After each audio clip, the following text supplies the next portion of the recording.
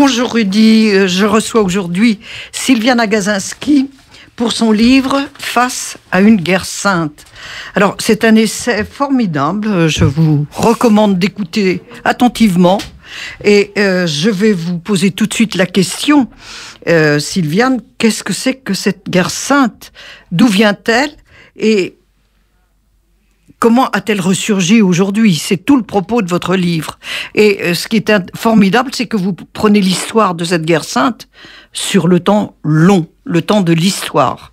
Alors, c'est quoi cette nouvelle guerre sainte à laquelle nous devons faire face? J'ai eu l'impression qu'on avait une rupture dans l'image que l'on se faisait, dans l'idée que l'on se faisait de l'histoire, et qu'on avait une résurgence, non seulement du religieux, ça on le savait déjà, mais de formes non seulement extrémistes, fondamentalistes et politiques de la religion à travers les islamismes, mais une résurgence du djihad, qu'on traduit en français par guerre sainte, qui nous renvoyait en quelque sorte en arrière à l'époque, disons, les croisades.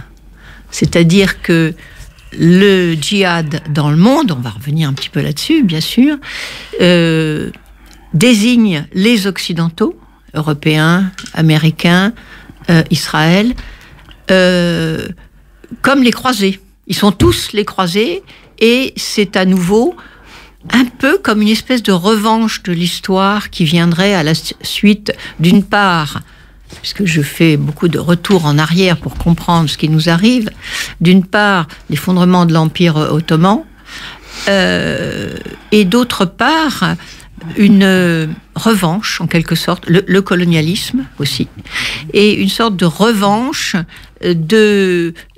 non pas de l'islam, mais à travers l'islamisme, d'une certaine image de l'islam contre ces occidentaux, notamment, en particulier, chrétiens et colonialistes. Et si j'ai intitulé le livre en cours j'ai travaillé quand même un certain temps, c'est vrai, pour faire ce livre. Je n'étais nullement spécialiste de l'islam et de l'islamisme, mais j'ai voulu appeler ce livre « Face à une guerre sainte », pour appeler un chat, c'est-à-dire pour sortir de cette logique de ce regard que nous avions peut-être au début sur des actions terroristes, des actions qui étaient désignées comme barbares, mais au fond qu'il était un petit peu difficile de penser, parce que cette notion de guerre sainte était quand même complètement en dehors de nos schémas d'interprétation. Vous dites lecture du politique, mais c'est bien de ça qu'il s'agit.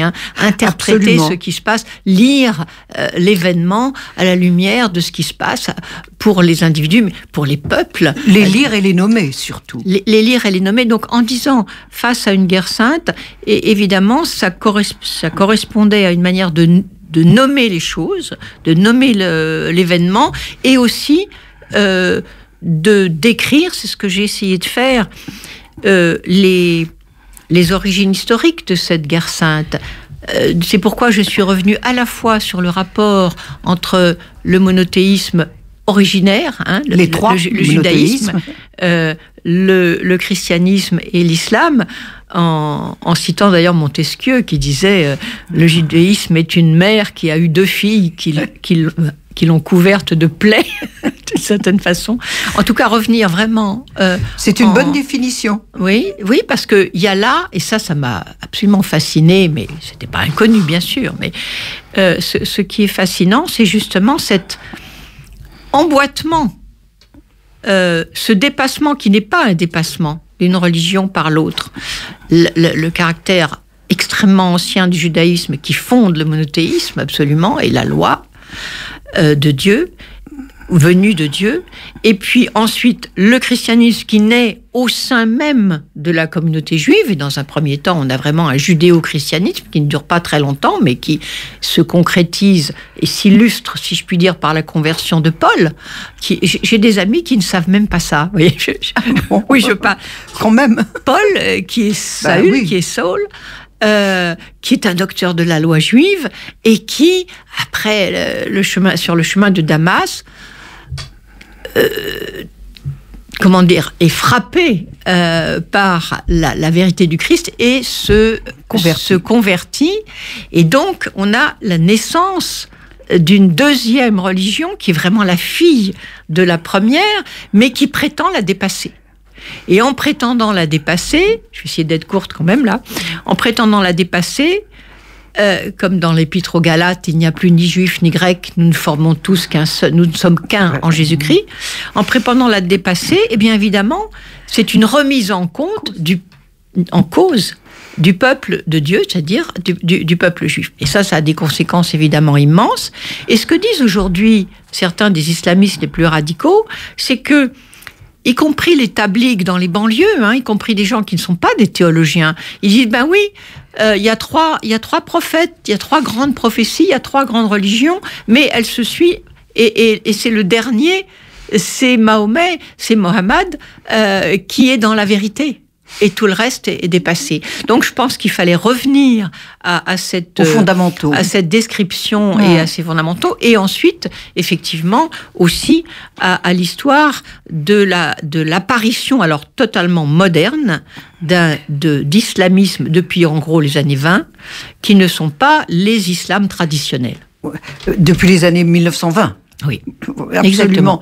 Alors, il y a quand même eu, justement, au XXe siècle, c'est pas si lointain, une émancipation par rapport à leur religion. En Égypte, l'ex-empire ottoman, la Turquie, où on a dévoilé les femmes, où il n'était pas question de les revoiler. Comment les frères musulmans, puisque c'est de là que c'est parti beaucoup, en tous les cas pour l'Égypte, comment ont-ils repris le pouvoir sur les esprits? Comment ça s'est refabriqué, ce fondamentalisme? C'est quand même très étonnant après une émancipation aussi réussie. Réussie, mais parfois brutale aussi, en tout cas notamment en Turquie. En Égypte, en Turquie, mais je pense surtout en Turquie, il y a eu une espèce de volonté. En Iran également. Alors, oui, l'Iran avec le Shah d'Iran. Avec le Shah.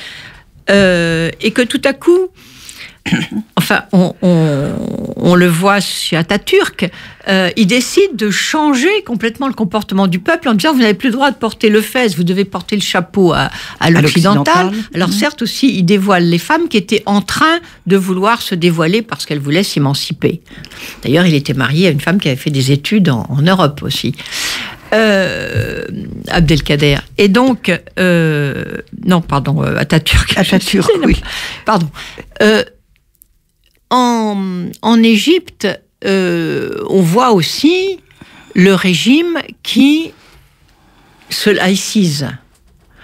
Et si on lit le livre, par exemple, de Leila Tawil, qui s'appelle « Les féminismes arabes », c'est très passionnant, et je m'y réfère dans mon livre, on voit un mouvement général de dévoilement des femmes dans les pays que vous avez cités, notamment la Turquie, l'Égypte, mais aussi le Maghreb, la Tunisie, le Maroc en particulier. Et en fait, il y a eu comme un retour de bâton après cette émancipation, après cette volonté des femmes de faire des études, de se dévoiler. Et ce retour de bâton, il a été certainement causé par beaucoup de choses. D'une part, les difficultés du régime et la nature du régime. Vous citiez l'Iran, mais le régime du Shah d'Iran est difficilement soutenable. Je veux dire, c'est un régime policier extrêmement brutal, dont les geôles, les condamnations n'avaient sans doute rien à envier à ce qui s'est passé ensuite dans l'Iran de Khomeini. Donc, il y avait des régimes contestés. Il y a eu aussi, je pense, un retour. Alors, si on prend les pays du Maghreb, je pense par exemple à l'Algérie, une chose qui m'a beaucoup frappée, c'est que la colonisation, à un moment donné, alors il y a l'épisode de 1958 qui a été très pénible, c'est que les colonisateurs français ont voulu accentuer le mouvement de libération des femmes et dire dévoilez-vous. Et ils ont fait avec une espèce de brutalité, de bêtise, des scènes de rue où les femmes se dévoilaient, enfin, des choses qui étaient, encore une fois, brutales, un peu gratuites, pour, comment dire, essayer de conquérir les femmes algériennes et de les mettre du côté de la colonisation. Mais dans le même temps, au lieu d'appliquer, par exemple, le principe de la laïcité, comme c'était le cas de la République, normalement, eh bien, les colons ont aussi voulu contrôler les mosquées. À tort ou à raison, parce qu'ils avaient peur aussi de ce qui pouvait se fomenter dans les mosquées à ce moment-là. Donc, il y avait quand même une force de la colonisation. Voilà. Et puis, il y avait aussi ce qui a été ressenti probablement, là, il faut être juste, la population algérienne face aux colonisateurs. Ils sont arrivés en disant, dans un premier temps, alors là, je reviens à 1830, la conquête. Absolument, la conquête de l'Algérie. Ils sont arrivés en disant que, par exemple, la grande mosquée d'Alger, ils allaient la respecter. La préserver. Au bout de très peu de temps, ils l'ont transformée en écurie, premier temps, et ensuite, immédiatement, en 32, si je ne me trompe pas, en cathédrale. En cathédrale. Comment voulez-vous que le peuple algérien ne ressente pas, à ce moment-là, une espèce de conflit entre la colonisation chrétienne et l'Algérie, qui certes n'était pas encore une nation, mais tout de même la culture algérienne qui était celle de l'islam. Donc, il faut essayer aussi d'être juste par rapport aux responsabilités notamment des Occidentaux, notamment à propos de la colonisation.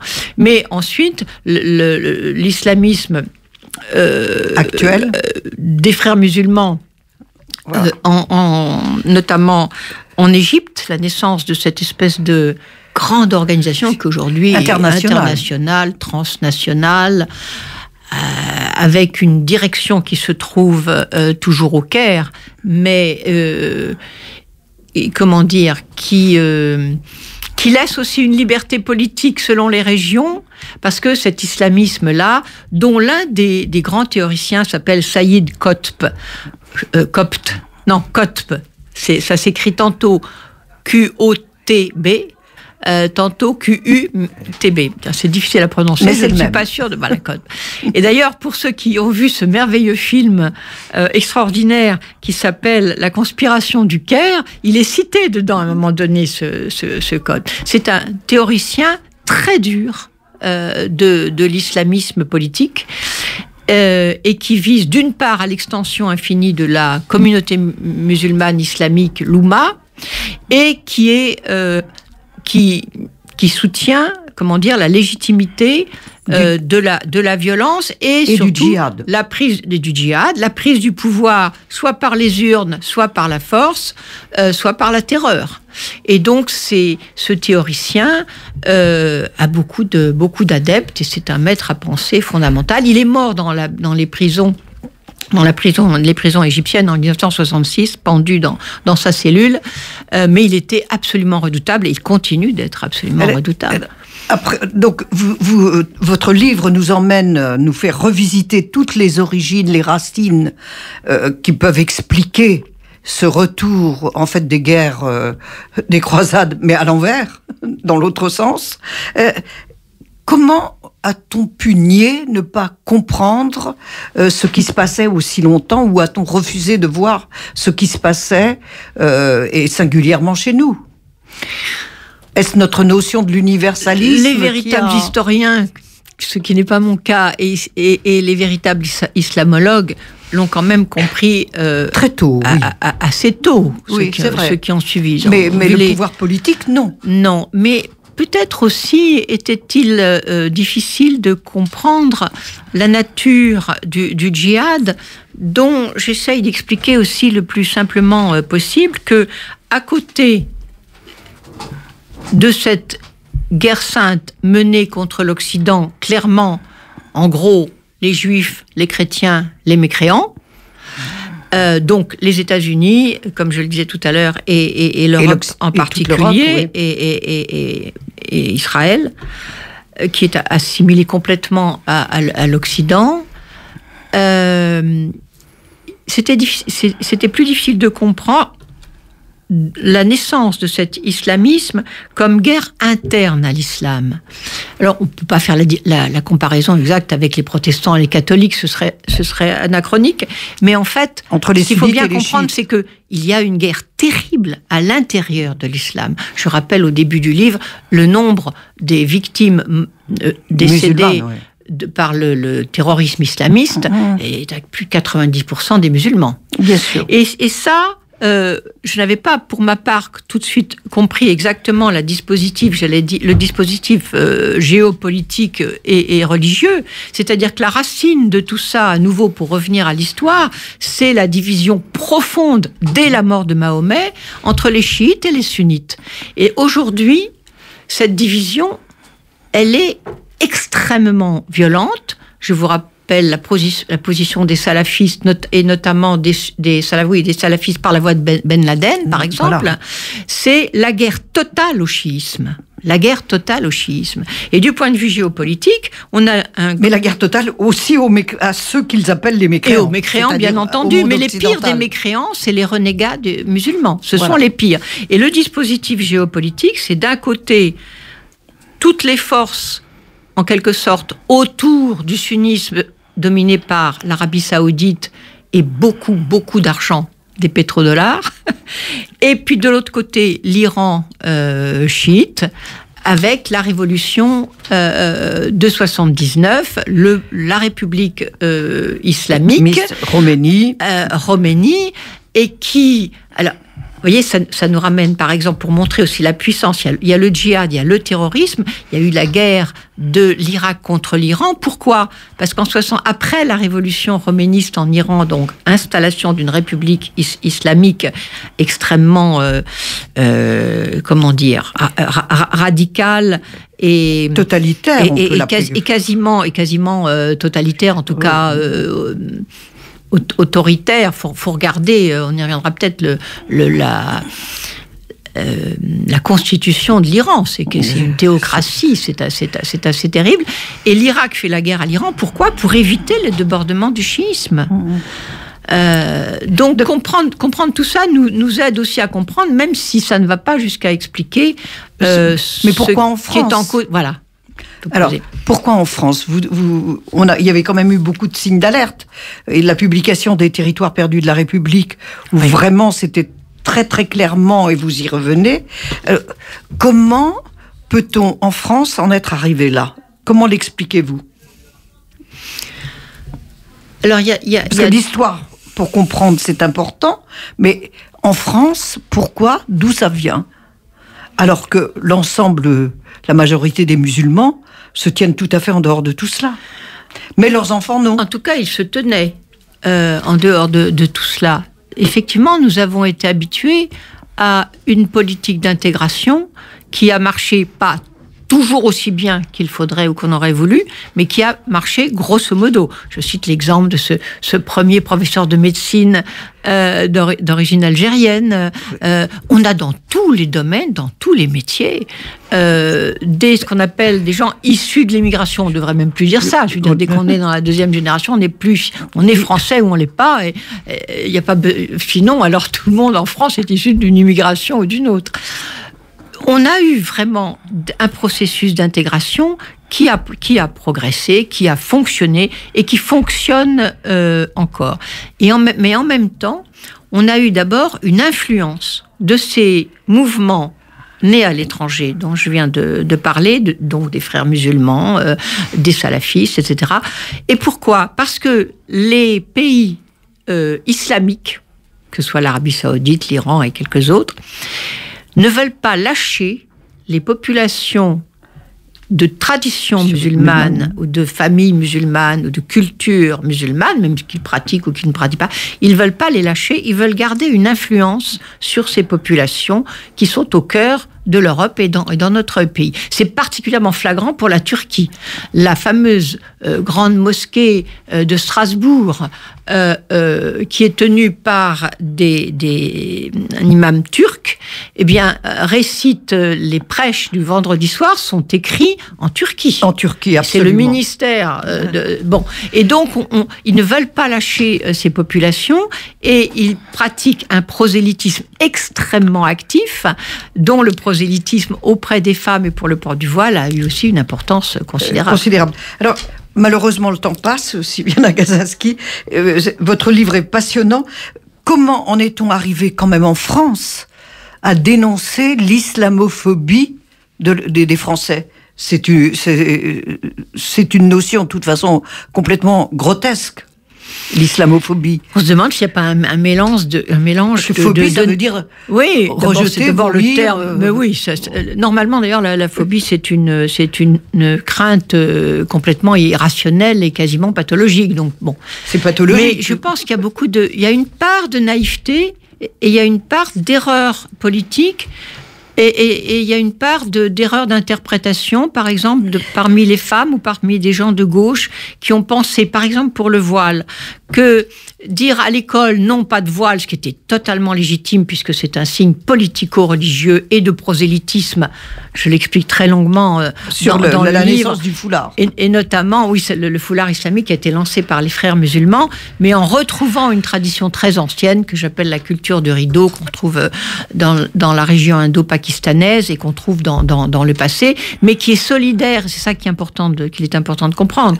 Le voile n'est pas un accessoire vestimentaire, c'est un symbole. Je dis que c'est le drapeau des islamistes parce que c'est un symbole du lien entre le statut des femmes, la tenue vestimentaire des femmes et leur statut dans la famille, c'est-à-dire leur statut entièrement subordonné sous la tutelle de leur époux, et c'est ce qui est pratiqué dans un grand nombre de pays.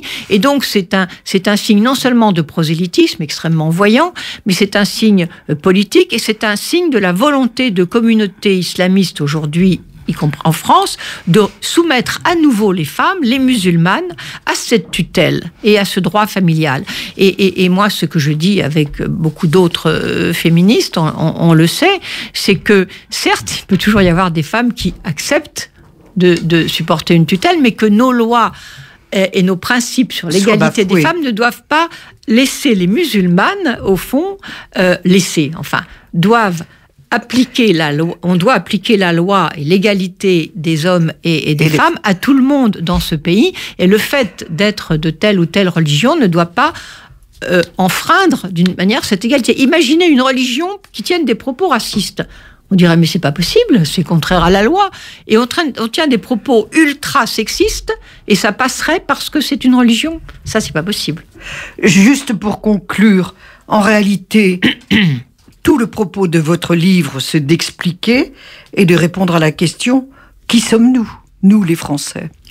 Oui, parce que l'espèce de provocation et de violence qui nous vient du djihad ou du fondamentalisme nous oblige à nous poser questionner. Et peut-être ça pourrait avoir un effet politique sur la question de retrouver notre identité européenne, française, constitutionnelle.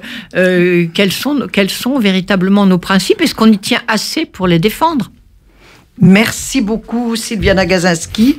Face à une guerre sainte, je vous recommande la lecture de ce livre. Il est essentiel pour comprendre tous les mouvements de société actuels autour de l'islam, l'islamophobie, et peut-être mieux comprendre aussi, mieux interpréter ce qui s'est passé d'essentiel au procès des responsables des attentats. C'est publié au Seuil.